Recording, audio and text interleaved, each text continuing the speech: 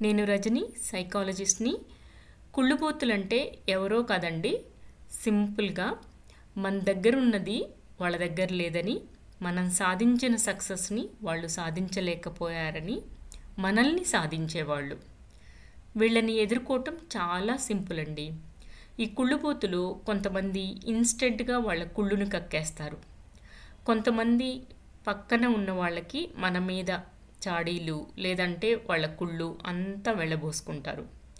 మనకేమన్నా చెడు జరిగిందనుకోండి, వాళ్ళు సంతోషపడతారు. ఇలాంటి కుళ్ళుబోతులతో మనకి ప్రాబ్లం ఉండదు పెద్దగా. ఇంకొంతమంది ఉంటారు ఎక్స్ట్రీమ్ కుళ్ళుబోతులు అనమాట. వీళ్ళు మన బిజినెస్లో కానీ, ఫ్యామిలీ లైఫ్లో కానీ, జాబ్లో కానీ, ఇంకా కొన్ని సిచ్యువేషన్స్లో మనకి కొంచెం ఎక్కువగానే హామ్ చేస్తూ ఉంటారు. అంటే ఎక్కువగా కుళ్ళుకుంటారనమాట. ఇలాంటి వాళ్ళందరినీ మనం ఎదుర్కోవాలంటే మన సక్సెస్ని చెప్పటం మానేయండి. కొన్ని సందర్భాలు మనం షేర్ చేయకుండానే వాళ్ళకి తెలిసిపోతాయి.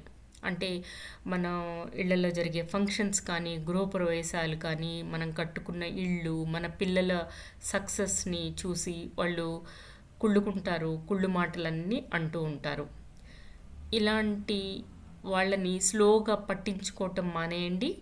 మన విషయాలు షేర్ చేయటం మానేస్తే మార్పు మనకు కనపడుతుంది. మన మెంటల్ హెల్త్ కూడా చాలా హాయిగా ఉంటుంది.